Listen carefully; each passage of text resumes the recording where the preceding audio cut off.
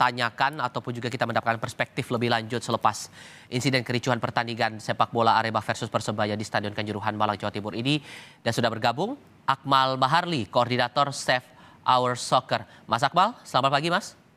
Selamat pagi, salam olahraga, salam duka untuk sepak bola Indonesia. Dengan Tifal dari Kompas TV di Mas Akmal. Mas Akmal, 127 orang meninggal, 180 orang terluka gara-gara insiden ini. Kericuhan selepas pertandingan sepak bola antara Arema versus Persebaya. Perspektif Anda soal ini? Ya, ini tragedi terbesar sepanjang sejarah sepak bola Indonesia, di mana kita harus kehilangan 127 nyawa di Stadion Kanjuruhan. Dan kalau kita bicara dalam perspektif sejarah sepak bola, ini merupakan tragedi yang terbesar. Ada tanggal 29 Mei 1985, itu tragedi Heysel, pertandingan antara Juventus melawan Liverpool, di mana korban jiwa ketika itu berjumlah 39 orang. Kemudian saat itu 31 Mei 1985, UEFA kemudian mengeluarkan sanksi berat kepada sepak bola Inggris untuk tidak bisa mengikuti pertandingan sepak bola selama 5 tahun. Kemudian pada 15 April 1989 ada lagi tragedi Hillsborough, di mana korban meninggal sebanyak 96 orang. Tragedi semifinal Piala FA antara Nottingham Forest melawan Liverpool, di mana digelar di markas dari Sheffield Wednesday, dan itu korban jiwanya 96. Kita sudah ada 127 korban nyawa yang meninggal dunia, dan ini merupakan tragedi kemanusiaan terbesar untuk sepak bola Indonesia dan layak untuk menjadi perhatian kepada seluruh pihak bahwa untuk sementara sepak bola harus dihentikan sampai kemudian dibentuk tim investigasi untuk menyelidiki kasus yang terjadi dan menghukum seberat-beratnya kepada pihak-pihak yang melanggar prosedural, baik itu terkait dengan Safety and Security FIFA Stadium maupun yang terkait dengan hukum pidana. Kenapa? Karena di Safety and Security Stadium aturan FIFA itu di pasal 19 poin B disebutkan bahwa senjata dan juga gas air mata tidak boleh masuk ke dalam lapangan sepak bola untuk pengamanan pertandingan. Artinya ada pelanggaran di sini, tidak ada SOP yang diberikan antara PSSI saat bekerja sama dengan polisi bahwa gas air mata itu berdasarkan aturan FIFA tidak boleh masuk ke lapangan sepak bola. Baik, dengan perspektif yang Anda jelaskan itu tadi, ini semata-mata karena fanatisme yang membuat akhirnya muncul kericuhan seperti ini atau ada faktor lain buat Anda yang Anda lihat soal ini? Yang pertama ya ketidaksigapan seluruh pihak ya, termasuk di sini misalnya panitia pelaksana, di mana di awal sebelum pertandingan ini dilaksanakan sudah ada surat edaran dari kepolisian untuk tidak mengizinkan mencetak tiket yang memenuhi stadion gitu kan. Hanya diizinkan sekitar 25.000 tiket, tapi kemudian yang dijual adalah 45.000 tiket. Ini secara nyata sudah melanggar aturan atau izin yang dikeluarkan. Kemudian terkait dengan dengan PSSI LIB, ini juga tidak mengantisipasi bahwa ini adalah pertandingan derby klasik Jawa Timur yang kedua tim punya rivalitas yang sangat tinggi. Arema misalnya, bagi mereka kalah dari tim mana saja itu boleh, tapi asal jangan dari Persebaya. Dan di pertandingan kemarin mereka kalah dari Persebaya di kandang sendiri, dan kemudian supporter protes.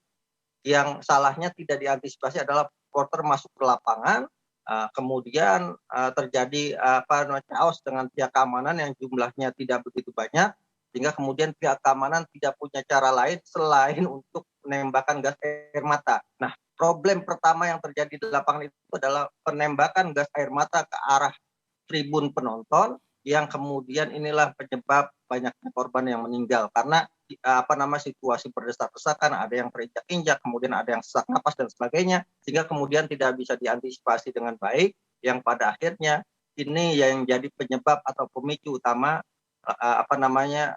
tumbal nyawa sebanyak 127 di Stadion Kanjuruhan. Dan ini akan menjadi perhatian serius dunia, termasuk FIFA misalnya, apalagi kita akan menggelar Piala Dunia U20 pada 2023. bukan mustahil kalau ini tidak disikapi secara serius oleh stakeholder sepak bola Indonesia, PSSI, pemerintah, kepolisian, bukan mustahil misalnya FIFA mengadopsi keputusannya untuk Indonesia sebagai tuan rumah Piala Dunia U20 pada 2023. Jadi menurut Anda dengan insiden di kelas pertandingan nasional seperti ini saja bisa berimbas untuk kondisi kita di pertandingan dengan skala yang lebih besar lagi, begitu? Betul, apalagi ini kan terjadi di lapangan gitu kan, di mana bisa terlihat jelas bahwa pihak Panpel tidak siap, pihak keamanan tidak siap, regulasi tentang pelaksanaan pertandingan sepak bola juga tidak disosialisasi.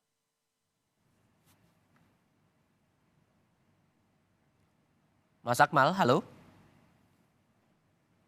Kami alami kendala komunikasi, kami coba perbaiki lagi komunikasi kami. Membuat Halo, atau Mas Akmal? Halo? Mas Akmal, halo. Bisa mendengar suara saya, Mas? Ya.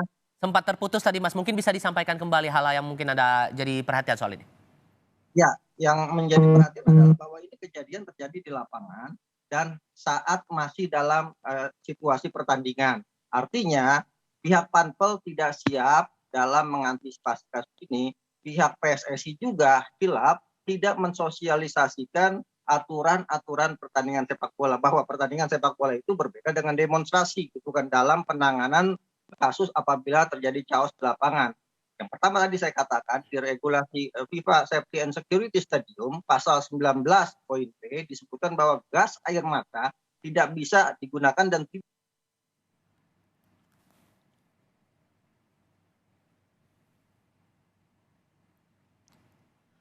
Kita coba perbaiki komunikasinya kembali dengan Akmal Baharli, koordinator Save Our Soccer. Tadi sudah menyampaikan beberapa perspektif kepada kita soal kericuhan yang terjadi selepas pertandingan sepak bola antara Arema versus Persebaya Surabaya. Sambil kami perbaiki komunikasi kami sampaikan kembali informasi ya saudara terkait dengan kericuhan selepas pertandingan sepak bola Arema versus Persebaya. Saudara, 5 kendaraan polisi dirusak dan dibakar saat ricuh di Stadion Kanjuruhan pasca laga Arema versus Persebaya. Kondisi di stadion saat ini sudah kondusif. 3 kendaraan polisi dibakar dan 2 unit dirusak. 5 kendaraan itu berada di dalam dan luar Stadion Kanjuruhan, Kabupaten Malang, Jawa Timur. Hingga saat ini kendaraan belum dipindahkan. Sementara kondisi stadion sudah sepi dan kondusif. Penjagaan ketat dilakukan TNI Polri dan lampu dalam stadion sudah dipadamkan.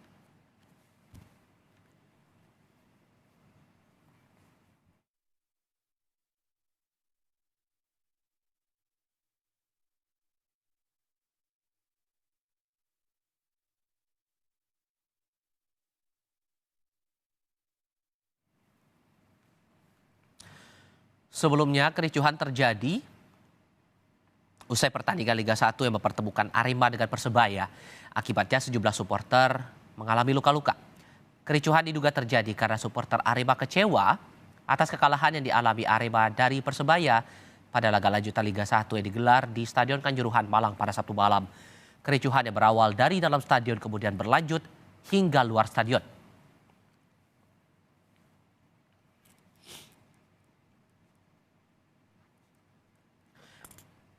Dari sejumlah video amatir terekam sejumlah korban yang diduga meninggal dunia. Evakuasi korban dibawa ke sejumlah rumah sakit dan biaya pengobatan korban luka ditanggung pemerintah Kabupaten Malang. Dan akibat kejadian ini, Kapolda Jawa Timur Irjen Niko Afinta melaporkan 127 orang meninggal dunia. 2 diantaranya adalah polisi, sementara 180 orang dirawat di sejumlah rumah sakit. Pencegahan sampai dilakukan gas air mata karena sudah lapis, sudah mulai menyerang petugas, sudah merusak mobil, dan akhirnya karena gas air mata mereka pergi keluar ke satu titik di pintu keluar, yaitu kalau nggak salah pintu 10 ya atau 12. Kemudian terjadi penumpukan. Di dalam proses penumpukan itulah terjadi sesak napas, kekurangan oksigen yang oleh tim medis dan tim tergabungan ini dilakukan upaya penolongan yang ada di dalam stadion. Kemudian juga dilakukan evakuasi ke beberapa rumah sakit. Dalam kejadian tersebut telah meninggal 127 orang 2 diantaranya anggota Polri dan 125. Yang meninggal di stadion ada 34, kemudian yang lain meninggal di rumah sakit pada saat upaya proses penolongan. Lalu ada 13 mobil yang rusak. 10 diantaranya mobil dinas milik Polri, ada mobil patroli, mobil mobil Tatwal, mobil K9, dan juga ada mobil pribadi. Kemudian masih ada 180 orang yang masih dalam proses perawatan, tapi kita selesaikan langsung oleh kami dari terkait dengan upaya-upaya penyembuhan pada yang sedang dirawat.